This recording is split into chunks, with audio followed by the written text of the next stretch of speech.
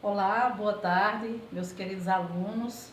Hoje estamos aqui gravando a aula 5, né, uma aula muito importante, que é uma aula a respeito da competência 1, essa competência que vale a mesma pontuação das demais, ela vale 200 pontos, e que é uma competência muito exigente e que tem tirado muitos pontos dos nossos alunos, né? Então, nós vamos hoje trabalhar com essa C1. Demonstrar domínio da modalidade escrita formal da língua portuguesa. Mas que domínio é esse? Às vezes o aluno pensa que esse domínio, desculpem, que esse domínio ele só está na acentuação gráfica, no emprego de crase, né? Na regência, na concordância, não, né? É um conjunto bem amplo, certo? Que diz respeito à escolha vocabular, diz respeito à estrutura sintática do seu texto, certo? Diz respeito a essas observações de escrita, ok? Então, é uma competência muito exigente e muito ampla. Vamos a ela então. A competência 1 requer do avaliador o domínio sobre dois conceitos. Que conceitos são esses? Estrutura sintática e desvios. Como é que nós vamos separar essa questão? Estruturas sintáticas e desvios. Vejamos. Para avaliação da estrutura sintática, o avaliador deverá responder a seguinte pergunta, né? Quem está na banca vai se fazer essa pergunta. Os períodos e as orações são bem construídos e organizados? Né? Veja que não é apenas o domínio da escrita, mas é o domínio da escrita na forma da sintaxe. Como estão sendo construídos os períodos e as orações? Nós sabemos que a sintaxe é a lógica que existe dentro do texto, né? Essa lógica, certo? Entre as orações e os períodos, numa relação de coordenação ou numa relação de subordinação. Quando vocês estão na escola, né, nas aulas de gramática, de linguagens, vocês estudam as orações coordenadas, as orações subordinadas. Então, o uso, né, desse conteúdo vai estar justamente quando você está no uso da comunicação, seja ela falada, seja ela escrita, onde você vai precisar utilizar justamente desses mecanismos lógicos, desse conjunto de regras que formam a gramática e que nós muitas vezes nem percebemos, né, quando estamos falando, nem percebemos que estamos formando uma frase com sujeito e predicado, que dentro daquele predicado há um verbo transitivo direto, um objeto direto, um adjunto adverbial. Nós nem percebemos isso, né? Então, tudo isso existe, tudo isso está num conjunto de regras que devem ser observados no momento de construir o nosso texto. Vejamos. Então, o corretor, ele vai perguntar: os períodos, né? E as orações deste candidato, elas estão bem organizadas, certo? Assim, deve-se observar o conjunto textual, né? Aqui vai se observar o conjunto textual, certo? Houve uma organização, entre os períodos foram observadas as relações de causa, de consequência, de adversidade, de conclusão, né? De conformidade, como foram construídos esses períodos, ok? Vamos entender um pouco o que seria então uma frase, uma oração e um período. Como é que se caracteriza? Como é que se constrói? Vejam esse esquema aqui, né? A frase é tudo que encerra uma comunicação. Então, a frase, ela pode ter ou não verbos, né? Aí ela pode ser frase verbal e pode ser uma frase nominal. Normalmente, no seu texto, você não vai usar as frases nominais, certo? Porque você vai, no mínimo, construir um período simples, ok? A frase nominal é aquela que não tem verbo, logicamente. Silêncio é uma frase, porque encerra uma comunicação, alguém que está falando para de falar. Então, encerra uma comunicação e não tem verbo. Já a frase verbal, né? Ela encerra uma comunicação e ela tem a presença de um verbo. Então, a frase verbal, ela também pode ser uma oração, ok? Por quê? Porque a oração é todo enunciado linguístico que possa ou não ter verbo. Aliás, desculpem. A oração é todo enunciado linguístico que se constrói em torno de um verbo. Só há oração se existir verbo, ok? Como existe verbo, nós vamos ter um predicado, porque na estrutura sintática nós temos os termos essenciais da oração. O sujeito, que não traz verbo, e o predicado, que essencialmente traz um verbo. Existem orações sem sujeito, mas não existem orações sem predicado. Exatamente por quê? Porque o predicado se constrói em torno de um verbo, né? Então, toda oração tem verbo, toda oração tem predicado. Vocês sabem que o predicado ele pode ser verbal, não é? Quando a base dele é o verbo, né? Nós tomamos banho de chuva. Então, tomamos, o verbo tomar é a palavra principal desse predicado. Então, o predicado verbal. O predicado nominal, né? Aquele que é constituído por um verbo de ligação, ok? Nós somos estudantes, um predicado nominal, porque o verbo ser é um verbo de ligação, neste caso, né? E estudantes é o predicativo do sujeito nós. Estudantes aí é a palavra mais importante. A palavra mais importante aí não foi o verbo, foi o nome. Daí um predicado nominal. E nós temos também o predicado misto, né? O predicado misto, que é o predicado verbo nominal. É aquele predicado que tem tanto um verbo significativo, como tem também uma qualidade do sujeito, um estado do sujeito, um predicativo do sujeito, né? É o predicado misto, é o predicado verbo nominal. O trem chegou atrasado.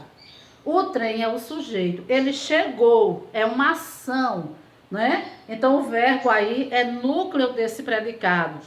Ele chegou e ele também tem uma característica, ele estava atrasado. Veja que tem um verbo de ligação implícito e nós temos aí o predicativo do sujeito, a palavra atrasado. Então nós temos dois núcleos, o verbo chegar e o predicativo atrasado, né? Como nós temos um verbo e um nome, que é o adjetivo atrasado, nós vamos ter um predicado verbo nominal, ok? Então, quando você está fazendo seu texto, você está formando orações, certo? Essas orações, elas vão formar os seus períodos. Existem orações existem orações formadas por apenas um período, né? Aliás, existem períodos, me desculpem mais uma vez, existem períodos formados por apenas uma oração, períodos formados por um verbo apenas. Normalmente, esse tipo de período, vocês vão utilizar muito no início da introdução, quando vocês fazem a opção por aquele tipo de introdução, onde você começa falando sobre o assunto, né? E vocês vão usar muito também esse período simples, tá? Esse período simples, que é o formado por apenas uma oração, nos tópicos frasais do desenvolvimento. Vocês sabem que o desenvolvimento começa com um tópico frasal. Uma linha e meia, no máximo 2 linhas. Então, ali, normalmente, o aluno usa um período simples, né? Há uma comunicação completa, porque o período não pode ter uma comunicação incompleta, minha gente. E eu tenho percebido nos textos períodos principalmente quando eles são compostos. Muitos alunos formando um período composto, tentando formar um período composto, que é aquele formado por mais de uma oração, ok? E o aluno se perde no meio do caminho. Ele traz apenas a oração subordinada e não traz a oração principal, certo? Normalmente isso acontece com os períodos longos, né? O aluno começa a construir um período e ele constrói um período muito longo, demora a colocar um ponto final e aí ele faz uma estrutura sintática incompleta. E aí eu coloco lá por trás da folha de redação de vocês, eu trago lá na competência 1 a seguinte observação. Olha, houve uma quebra na sintaxe do texto. Às vezes vocês não entendem o que eu estou dizendo. Então, é exatamente isso que eu digo, que eu estou dizendo quando eu faço essa observação lá na C1, naquele espaço da C1.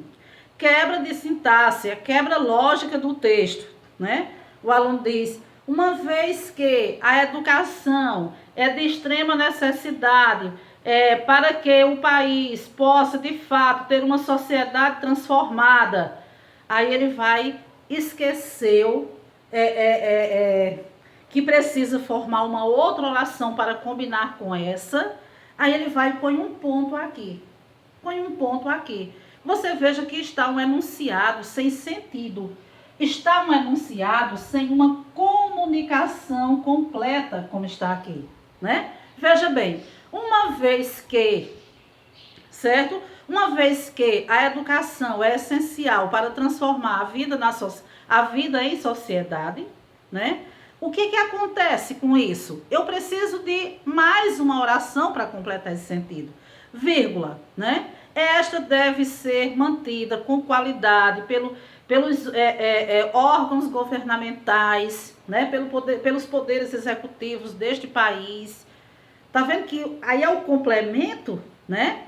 Esta deve ser mantida com qualidade pelos órgãos do poder executivo do país, certo?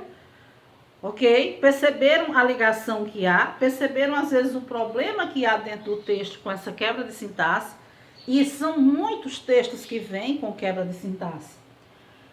Então, o período, ele encerra uma comunicação completa. Ele pode ser simples ou composto. Simples, ele tem uma oração, e composto, ele tem mais de uma oração.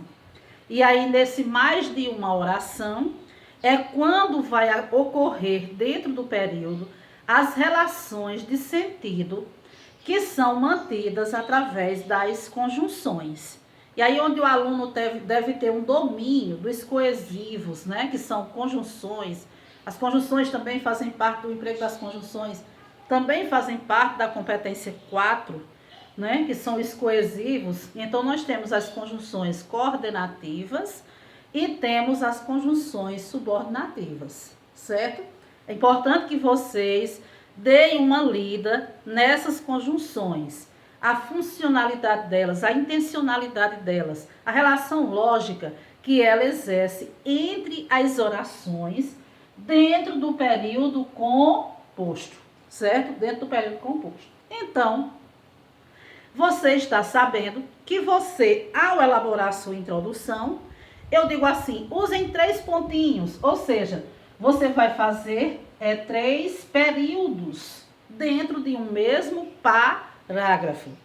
Parágrafo é diferente de períodos, não é? Então, você vai fazer 3 pontinhos, ou seja, você vai fazer 3 períodos, né? Esses períodos, pelo menos 1 ou 2 deles, serão compostos, ok? E aí onde o corretor vai observar. O aluno tem o domínio de fazer uma oração lógica, de ligar suas orações dentro do período, de forma que esteja dentro das regras gramaticais, para que se possa haver uma relação lógica entre os termos que compõem as orações ou entre as orações que compõem o período, certo? Vamos analisar isso na prática.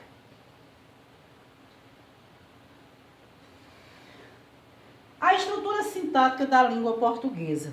Então, quando falamos em estrutura sintática, vamos lembrar daquela parte da gramática que normalmente o aluno não gosta de estudar. Os termos das orações, né? Sujeito e predicado, termos essenciais, né? No predicado, você vai ter os verbos transitivos diretos e indiretos, né? O verbo de ligação. Você vai ter o predicado verbal, o nominal, o verbo nominal. Se você tem verbo transitivo, logicamente você vai ter um objeto direto ou um objeto indireto, né? Você também pode ter complementos nominais, né? Que são os termos integrantes, não é, minha gente? O objeto direto, indireto e complemento nominal são os termos integrantes da oração. São aqueles que integram, que completam o sentido de verbos e de nomes. Nós temos também os acessórios, que são aqueles que trazem informações além, não é?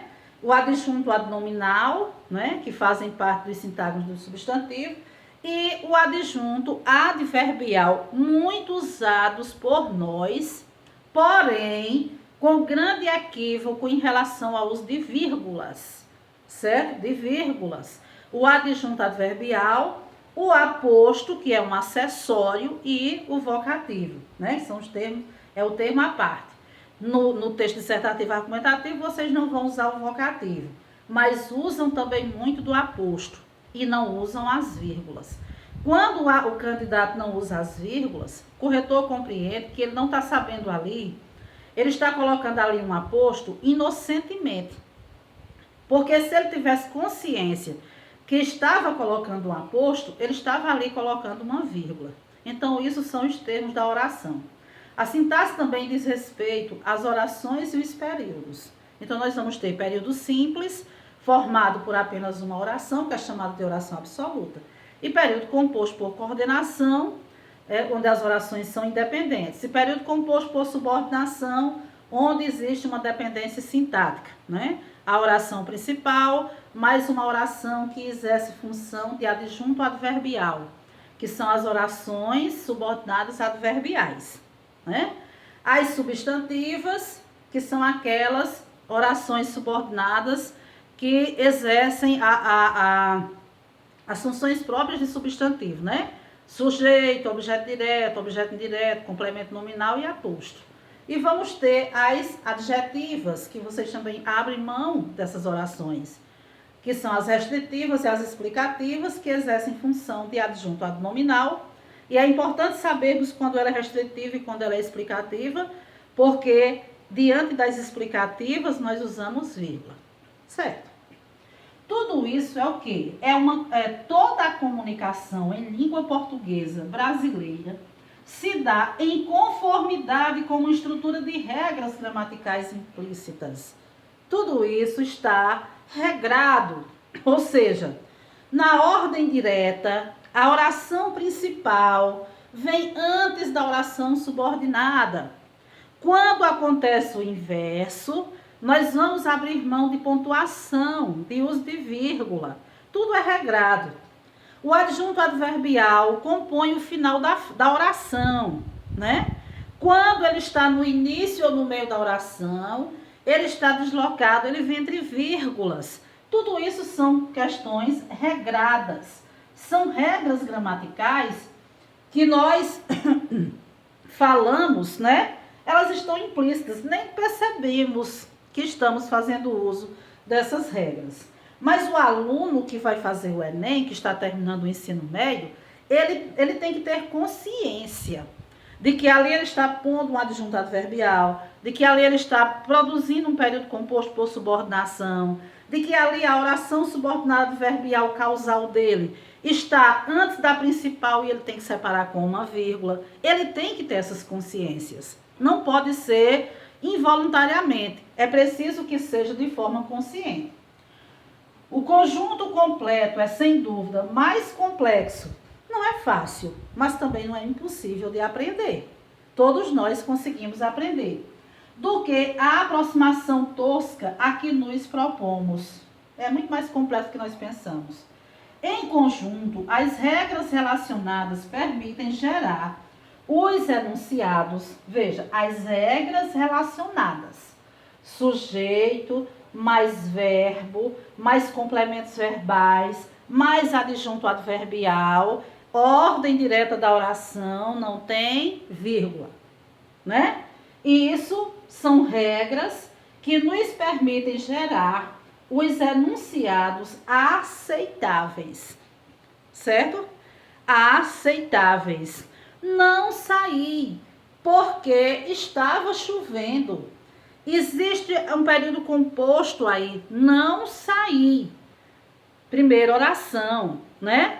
A relação que há entre essas duas orações é uma relação de causa. Por que causa?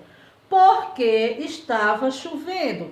Uma vez que estava chovendo, então isso é uma regra, isso é um enunciado aceitável. Agora, se eu disser, não saí, no entanto estava chovendo, esse enunciado não é aceitável, porque não existe uma relação lógica entre as duas construções, entre as duas orações, ok? Né? Então, nós precisamos produzir enunciados aceitáveis de nosso idioma. Vamos ver isso na redação dos nossos colegas, dos nossos alunos, porque, minha gente, olha, o diferencial de nossas aulas são justamente esse feedback da redação de vocês.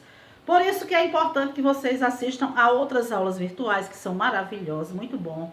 Mas é importante que vocês assistam, sobretudo, as nossas aulas, porque são aulas produzidas com base na necessidade dos alunos após a correção dos textos, certo? Veja o texto da colega, não é? Nós trazemos aqui de forma anônima, mas vamos fazer uma análise para vocês perceberem que ao trazer a competência 1, eu tenho toda uma razão de assim fazer, porque nós precisamos e precisamos muito. E a maioria dos nossos alunos estão perdendo 120 pontos nessa competência, certo? Veja. Segundo a Declaração Universal de Direitos Humanos, você está percebendo que todo indivíduo tem direito à liberdade de opinião e de expressão, certo? Não estamos estudando frase, oração e período. Notem, aqui nós temos uma frase, porque tem um sentido completo. Nós temos uma oração, porque tem o verbo ter, né?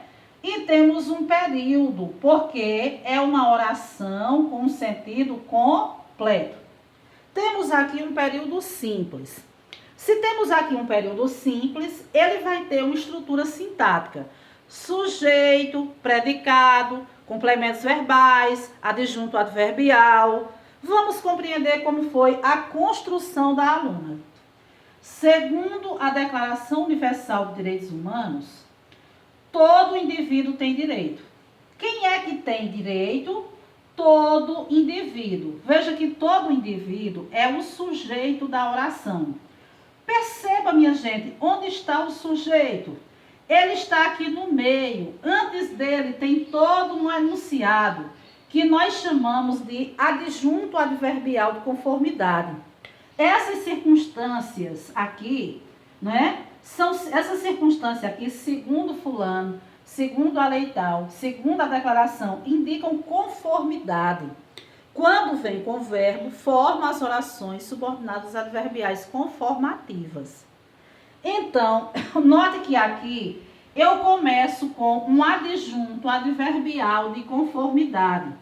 O adjunto adverbial está antes do sujeito. O que é que eu tenho que fazer? Separá-lo com uma vírgula. Então, aqui tem que ter uma vírgula. Nós já encontramos uma incorreção, não é? Aqui dentro da introdução da candidata, né? Separar o adjunto adverbial com uma vírgula. Segundo o pensador Thomas Hobbes, vírgula.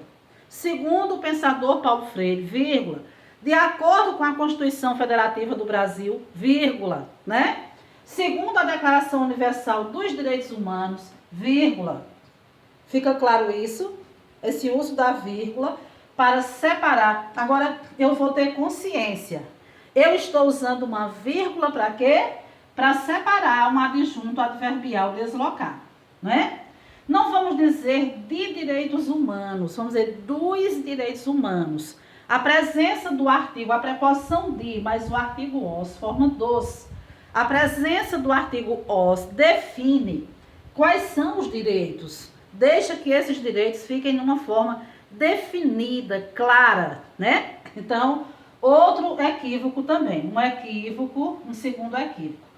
Todo indivíduo tem direito à liberdade. Veja que esse A